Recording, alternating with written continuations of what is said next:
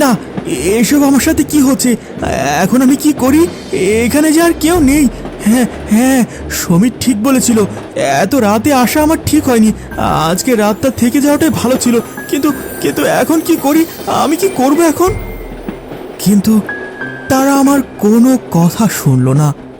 আমার ওপর ঝাঁপিয়ে পড়ল সবাই। না না না না!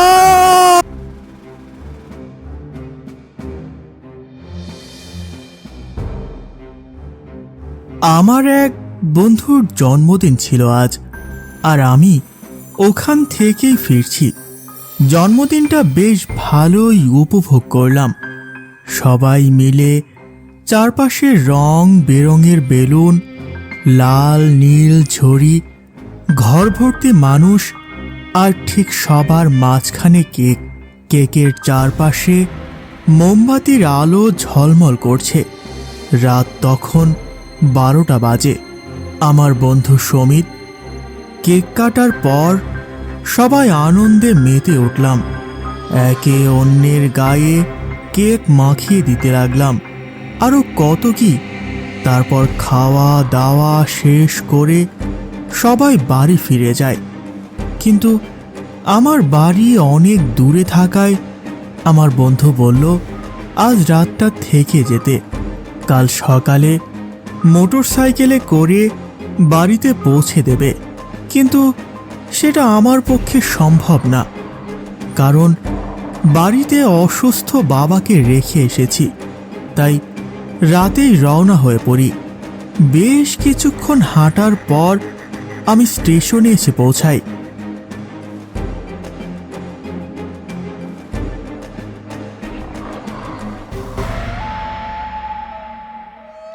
হঠাৎ দেখতে পেলাম একটি লোক গায়ে চাদর পেঁচিয়ে হাতে হারিকেন নিয়ে দাঁড়িয়ে আছে স্টেশনের সামনে।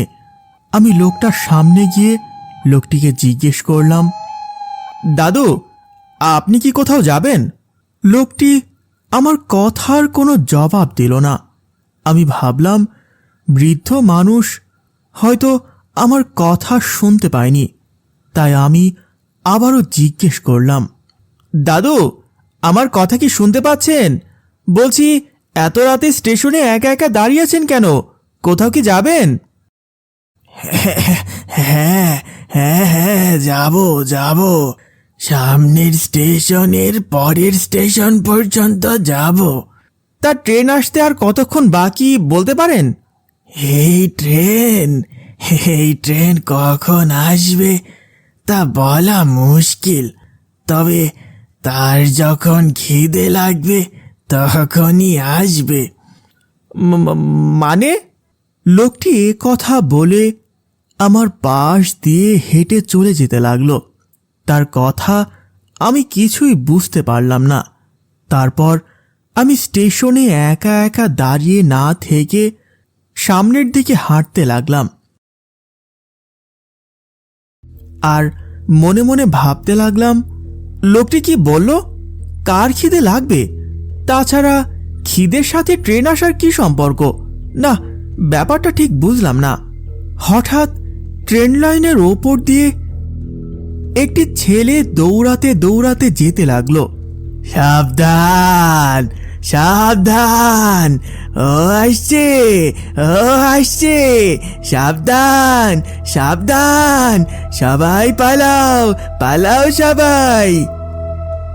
আরে ও ভাই, কি হয়েছে? কে আসছে? আর তুমি ওভাবে দৌড়াচ্ছ কেন?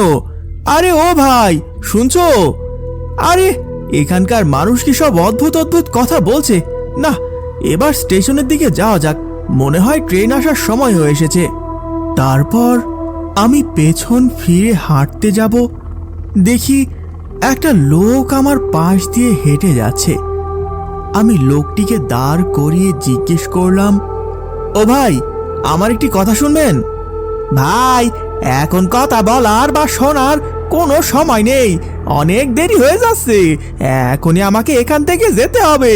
তুমিও এখানে আর থেকো না, এখনই এখান থেকে কেটে পড়ো। তা না হলে কি? ও ভাই, বলে যান, তা না হলে কি হবে? ধুর, সবাই এমন করছে কেন? আমি তো কিছুই বুঝতে পারছি না।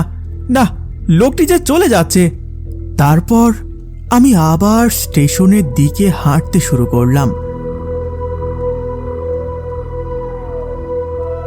হাঁটতে হাঁটতে স্টেশনের সামনে চলে আসলাম।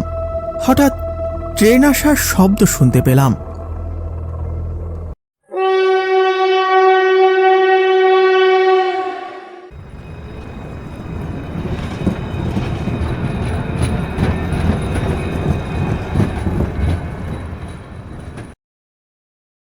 যাক, অনেক অপেক্ষার পর ট্রেনটা তাহলে আসলো। কিন্তু এ বৃদ্ধ লোকটি কোথায় গেল? এখনই তো আবার ট্রেনটা ছেড়ে দেবে। না, আমি বরং ট্রেনে উঠে পড়ি। তা না হলে এই রাতে বাড়ি ফেরা খুব মুশকিল হয়ে যাবে।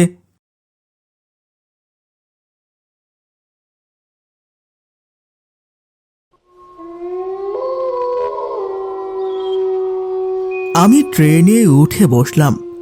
জানালা দিয়ে তাকিয়ে দেখি ওই বৃদ্ধ লোকটি হাতে হারিকেন নিয়ে রাস্তায় দাঁড়িয়ে আছে। আমি মনে মনে ভাবতে লাগলাম, কি ব্যাপার?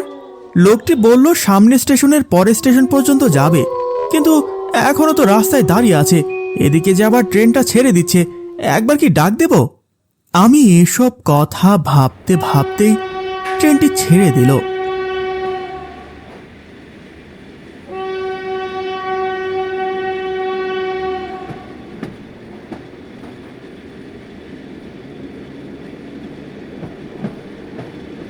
শরীরটা খুবই ক্লান্ত।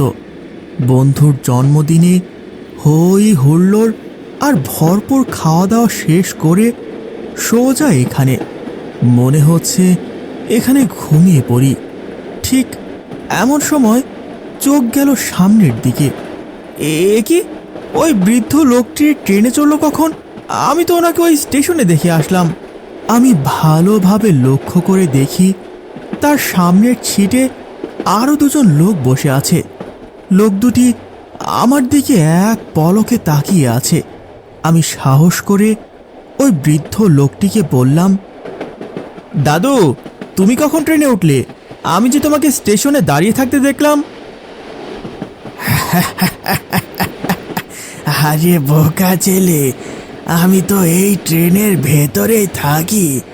যখন আমার খিদে পায় তখনই আমি চলে আসি।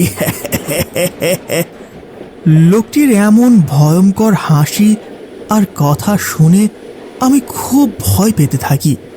তার সামনে থাকা লোক দুটিও লম্বা লম্বা দাঁত বের করে আমার দিকে তাকিয়ে বিশ্রীভাবে হাসতে থাকে। আমি বলেছিলাম না, তার যখন খিদে লাগবে তখনই সে আসবে। হঠাৎ করে লোকটির চাদর দিয়ে ঢাকা মুখটি বাহিরে বেরিয়ে এলো। আমি দেখলাম তার মুখের এক পাশে ক্ষত চিহ্ন। দেখে মনে হচ্ছে পচন ধরে গেছে, রক্ত গড়িয়ে পড়ছে। তার সামনে ওই লোক দুটির একই অবস্থা। এসব দেখে আমার আর কোনো কিছু বোঝার বাকি রইল না। না, এসব আমার সাথে কি হচ্ছে? এখন আমি কি করি? এখানে যে আর কেউ নেই। হ্যাঁ হ্যাঁ, সমীর ঠিক বলেছিল, এত রাতে আসা আমার ঠিক হয়নি। আজকে রাতটা থেকে যাওয়াটাই ভালো ছিল। কিন্তু কিন্তু এখন কি করি? আমি কি করব এখন? হঠাৎ করে ট্রেনের ভেতরটা অন্ধকার হয়ে গেল। কোনো সারা শব্দ নেই। আমি তখন প্রচণ্ড ভয় পেতে থাকি আর আর মনে মনে ভাবতে থাকি, এবার মনে হয় আমার আর বাড়ি ফেরা হবে না। কিন্তু ওইদিকে যে বাবা, ঠিক এমন সময় চোখের সামনে ভেসে উঠল ওই ভয়ঙ্কর লোকগুলোর মুখ। না না না, আমাকে মেরো না, আমাকে মেরো না, আমাকে ছেড়ে দাও, আমি বাড়ি যাব। কিন্তু তারা আমার কোনো কথা শুনল না। আমার ওপর ঝাঁপিয়ে পড়ল সবাই। না না না না!